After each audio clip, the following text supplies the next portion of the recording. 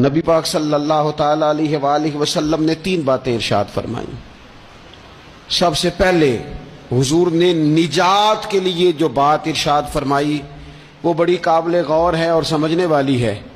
حضور علیہ الصلوۃ والسلام نے پہلی بات ارشاد فرمائی، فرمایا اگر تو نجات چاہتا ہے تو اپنی زبان کو اپنے قابو میں رکھ، اپنے بولنے پر کنٹرول کر، تول کے بولنا شروع کر، اپنے لفظوں کی حرمت کا خیال کر۔ اپنی زبان پر جو بندہ کنٹرول پا گیا، یہ پہلی علامت ہے نجات کی۔ اور ایک مقام پہ نبی پاک علیہ السلام نے یوں بھی بیان فرمایا تم مجھے گارنٹی دو 2 چیزوں کی، اور مجھ سے گارنٹی لے لو جنت کی۔ فرمایا تم مجھے اپنی 2 ٹانگوں کے درمیان شرمگاہ کی اور 2 جبڑوں کے درمیان زبان کی گارنٹی دے دو، اور میں اللہ کا محبوب ہو کے تمہیں جنت کی گارنٹی دیتا ہوں۔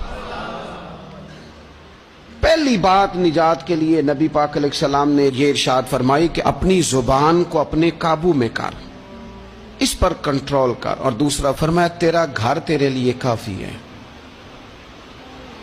ادھر ادھر بلا وجہ نہ گھوما کر، بغیر سبب کے بہت ساری مجالس میں نہ جایا کر۔ ضرورت کے لیے جائیں، خیر پانے کے لیے جائیں، اچھے ارادوں سے سفر کریں۔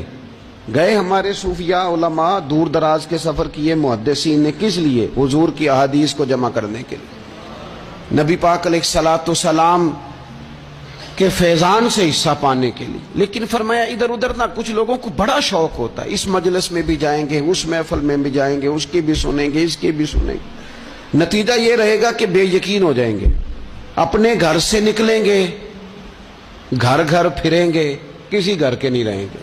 تیرے لیے تیرا گھر کافی ہے، اپنے گھر رہ، اپنا گھر جو ہے وہ تجھے کفایت کرے، اپنے گھر میں قیام کر۔ یہ دوسری علامت ہے نجات کے لیے۔ اور تیسرے نمبر پہ نبی اکرم صلی اللہ تعالی علیہ وسلم نے فرمایا اگر تو نجات چاہتا ہے نا تو اپنی خطاؤں پہ رویا کر، اپنی خطاؤں پہ آنسو بہا، اپنے آپ پہ رو، اگر چاہتا ہے کہ بچ جائے۔ 3 چیزیں نبی پاک علیہ الصلوۃ والسلام نے بیان فرمائیں۔ زبان کو قابو میں کرو، اپنے گھر میں قیام کرو، اور فرمایا کہ تم اپنی خطاؤں پہ رویا کرو۔ یہ 3 اگر چیزیں تمہیں میسر آتی ہیں تو پھر رسول پاک علیہ السلام کی زبان فیض حق کے ترجمان سے گارنٹی مل رہی ہے